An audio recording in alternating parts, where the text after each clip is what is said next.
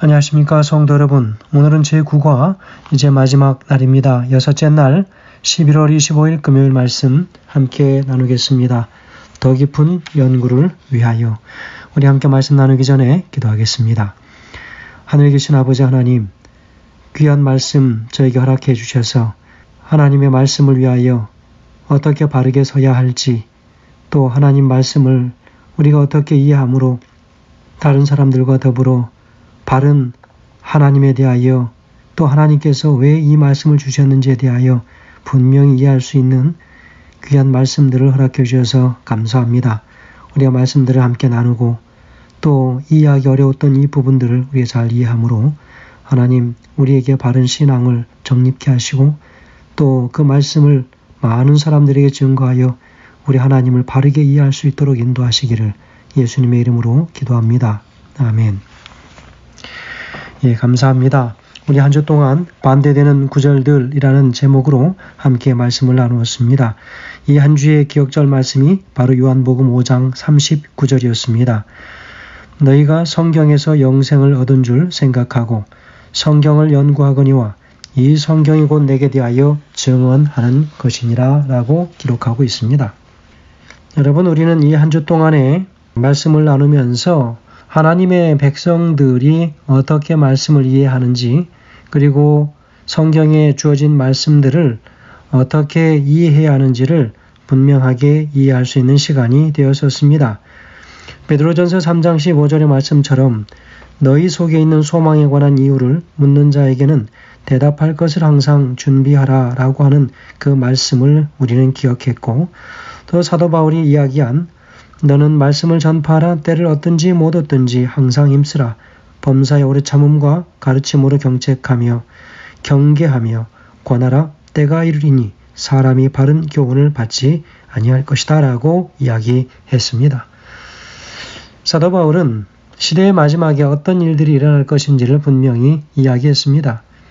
하나님께서 주신 말씀이 분명 있음에도 불구하고 그들은 굳이 다른 길로 이해하기를 원하는 많은 사람들을 우리에게 보지 않습니까?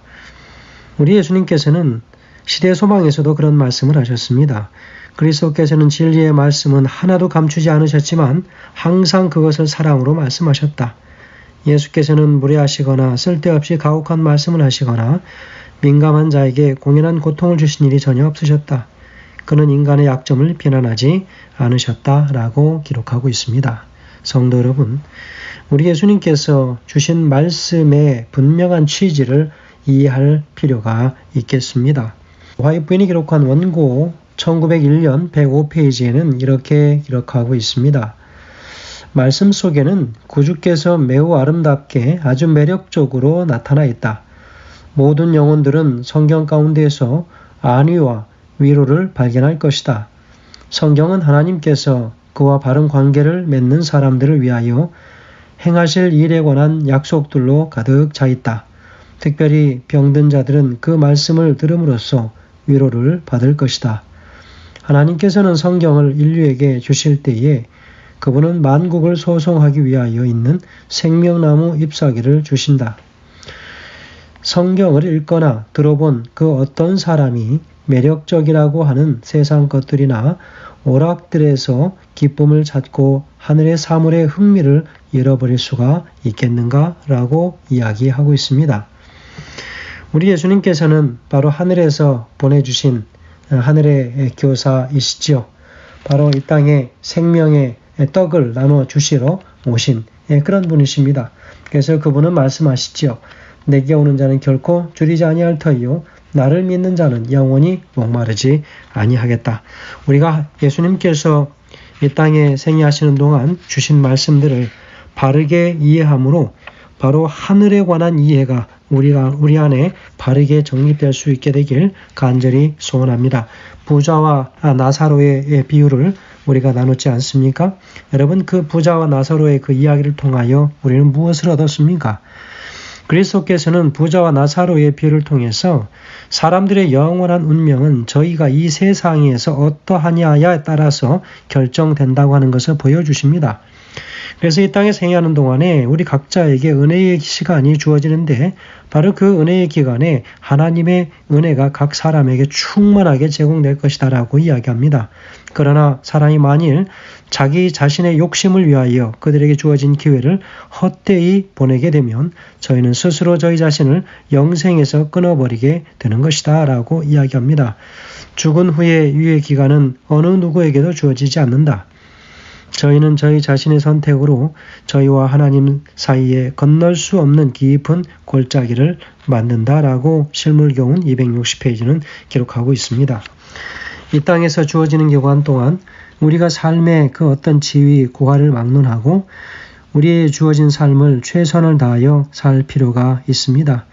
인간의 삶이 끝나면 그 어떤 것도 아무 의미가 없는 것입니다. 사람이 모든 삶을 사는 동안 우리의 모든 운명을 결정하는 것입니다. 그러므로 우리에게 주어진 삶을 한순간도 헛되이 낭비하거나 그런 허비하는 삶을 살지 않아야 하겠습니다. 오늘 예수님께서 십자가상에서의 강도에게 오늘 내가 나와 함께 낙원에 있으리라 라고 하는 바로 그 이야기, 오늘 그 말씀하시는 그 시점이 오늘이지 하늘에 가고 낙원에 가는 것이 바로 오늘이 아니다 라고 하는 것을 오늘 우리는 분명하게 이해하였습니다. 세상을 떠나서 그리스도와 함께 있을 것이다 라고 하는 말씀도 우리가 함께 나눴지 않습니까?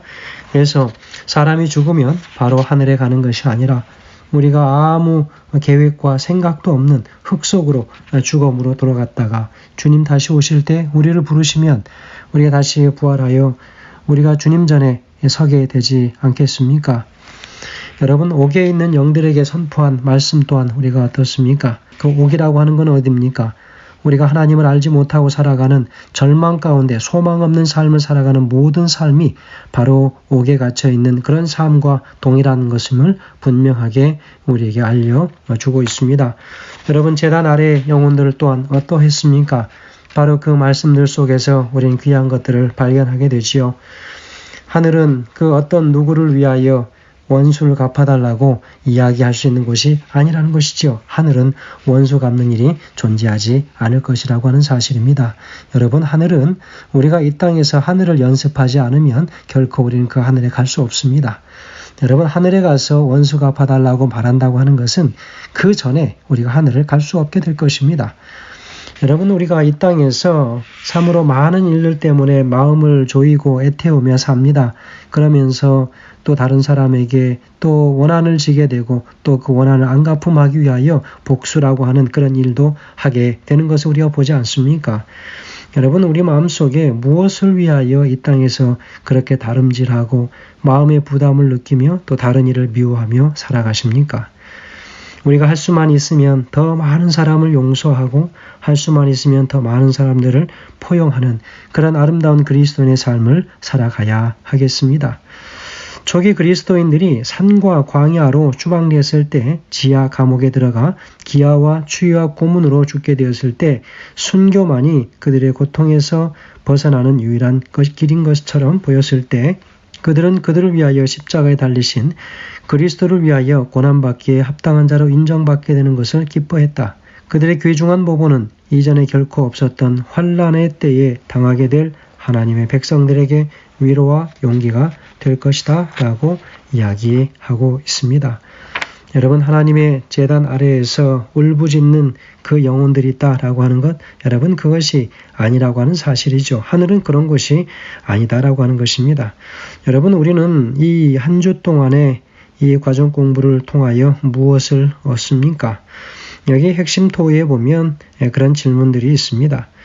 기독교 순교자들이 가졌던 타협 없는 신앙과 포스트 모던 시대에 타협하는 신앙을 비교해보라.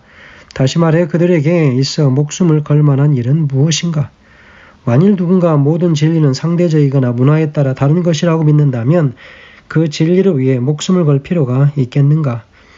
우리가 보기에는 옳지 않은 것을 위하여 수차 기꺼이 목숨을 내놓는 사람들을 보면서 우리는 무엇을 배워야 하는가? 세상의 많은 사람들은 우리의 목숨을 걸고 우리가 신앙을 위하여 십자가에 내 자신을 내어 던지는 그 일은 미련한 일이라고 생각합니다.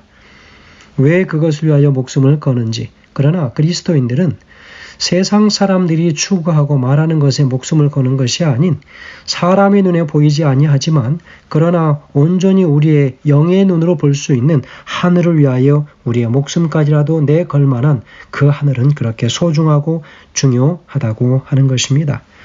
성도 여러분, 우리는 이 땅에서 우리가 참으로 가치 있는 삶을 살 때 저 하늘은 우리에게 분명히 약속되어지는 것임을 우리가 기억해야 합니다. 이 땅에서의 삶을 허비하고 이 땅에서의 삶의 틀이 잘못 잡혀져서 그리스도인답지 못한 삶을 산다면 우리는 결코 하늘이 우리에게 가깝지 않게 되는 것을 알게 될 것입니다. 성도 여러분, 그 하늘 우리가 가야 하겠습니다. 때로는 힘들고 참고 견디기 어려운 시련들이 우리에게 다가온다 할지라도 우리는 끝까지 주님 의지하며 주님 편에서 그것들을 이해하고 그것들을 참아내며 끝내는 승리하는 그리스도인의 삶으로 우리가 점철되어져야 하겠습니다.